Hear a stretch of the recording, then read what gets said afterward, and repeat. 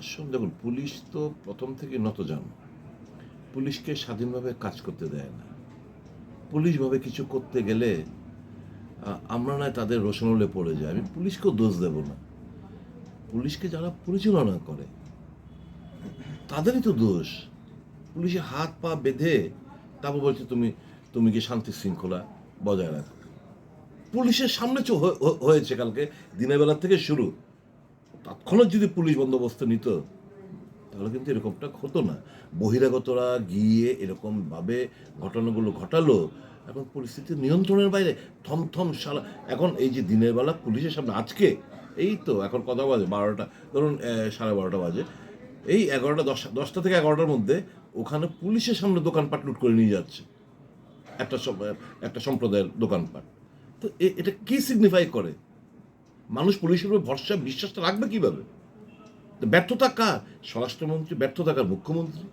তার দায়বদ্ধ, তার মানে এটার জন্য ওনাকে স্বীকার করতে হবে যে he is a complete failure. এই তো দীর্ঘদিনের ষড়যন্ত্র চলছে রাজ্যে। শাসক গোষ্ঠী দ্বারা কোথাও হিন্দু মুসলমান, কোথাও পাহাড়ি বাঙালি, এরা তো এটাই চাইছে। এটারই বহিঃপ্রকাশ গতকালকে চাঁদার জুলুমকে কেন্দ্র করে সংখ্যালঘুদের কিছু দোকানপাট ভাঙচুর করা হয়, চাঁদা দেওয়ার জন্য, মোটা অঙ্কের চাঁদা দেওয়ার জন্য চাপ সৃষ্টি করা হয়। এর থেকে তো ঘটনার সূত্রপাত। তারপর ধর্মনগর থেকে কিছু বহিরাগত কিছু গিয়ে গুন্ডা পান্ডা, বিজেপি আশ্রিত গুন্ডা পান্ডারা গিয়ে জিনিসটা আরও উত্তপ্ত করলো পরিস্থিতি, পরিবেশ।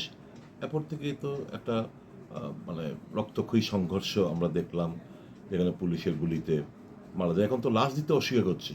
পুলিশ বলছে আমরা লাশ কোথায় আছে, আমরা তো লাশ নেইনি, এরকমও শুনতে পাচ্ছি। আজকে দিনের বেলা মানে দ্বিতীয় দিন পুলিশের সামনে দোকানপাট তালা ভেঙে দোকানপাট লুট করে নিচ্ছে। তো এতে তো পরিষ্কার একটা জিনিস, এবং বিভিন্ন সামাজিক মাধ্যমে মন্ত্রী থেকে শুরু করে বিজেপির কার্যকর্তাদের যা পোস্ট আমাদের চোখে এসে পৌঁছেছে, এরা তো চাইছে রাজ্যের মধ্যে একটা দাঙ্গা বাঁধুক। গন্ড ছড়ার চেষ্টা করেছিল, ফেল হয়েছে। এই কৈতরবাড়ি, দুর্গানগর, মান্দাই এখানে চেষ্টা করেছিল, এখানেও ফেল হয়েছে।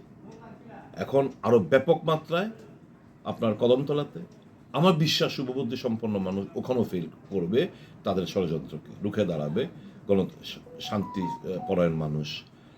ঘটনার নিন্দা কি জানো? একটা অমঙ্গলের ছায়া রাজ্য জুড়ে, একটা অলক্ষী, একটা ছাপ আমাদের রাজ্য জুড়ে। তো এর থেকে বেরিয়ে আসতে গেলে শুভবুদ্ধি সম্পন্ন মানুষ সবাইকে একজোটে রাস্তায় নামতে হবে, তার প্রতিবাদ জানাতে হবে। এবং আমরাই তো বলি দুর্গা উৎসব হচ্ছে সকল ধর্ম বর্ণের যখন লেকচার, এই ভারতীয় জনতা পার্টির এরা যখন লেকচার মারে উদ্বোধনী অনুষ্ঠানে, কালকে মুখ্যমন্ত্রী বলতে শুনেছি যে দুর্গাপুজো হচ্ছে এখন বাঙালিদের উৎসব না, শুধু সনাতনীদের উৎসব না, সকল ধর্ম বর্ণের লোকের উৎসব। হ্যাঁ, এটাই তো, তাই তো বিভিন্ন জায়গায় হিন্দু মুসলমানরা দুর্গা আরাধনা করে। তো এখন এটাকে কেন্দ্র করে,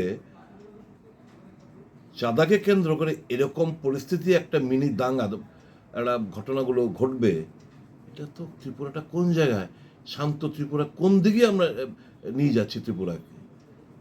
রেসপন্সিবল কে? এরা হিন্দুর নামে, সনাতনীদের নামে মানুষকে ডিভাইসিভ পলিটিক্স করতে তারা অভ্যস্ত, এটাই করে বেড়াচ্ছেন এরা। কিন্তু শুভবুদ্ধি সম্পন্ন আমার দৃঢ় বিশ্বাস, আমি একজন হিন্দু, আমি গর্ববোধ করি হিন্দু নিয়ে, মায়ের আরাধনা করি, কিন্তু তাই বলে আমি মুসলমান, খ্রিস্টান, বুদ্ধিস্টদের ঘৃণা করব? হিন্দু ধর্ম এটা কোনো দিন শেখায়নি। বাইবেল, গীতা, কোরআনে শেষ কথা হচ্ছে মানবতা। মানুষ মানুষকে ভালোবাসবে, সবাই মিলেমিশে থাকবো শান্তিতে, সৌভ্রাতৃত্বে আমরা বাধিত থাকবো, এটাই তো আমরা শিখেছি। এই জিনিসটা এরা হতে চাইছে না রাজনৈতিক লাভালাভের জন্য। আমি অনুরোধ করব বিজেপির কার্যকর্তাদের নেতৃত্বের, এর থেকে আপনারা দূরে থাকুন, মানুষকে ভালোবাসেন, তাহলেই মঙ্গলময়ী মা আমাদের আশীর্বাদ করবেন, আমাদের রাজ্যকে আশীর্বাদ করবেন, সকল অংশের মানুষ খুশিতে থাকতে পারবে, শান্তিতে থাকতে পারবে। স্যার আরেকটা বিষয় যে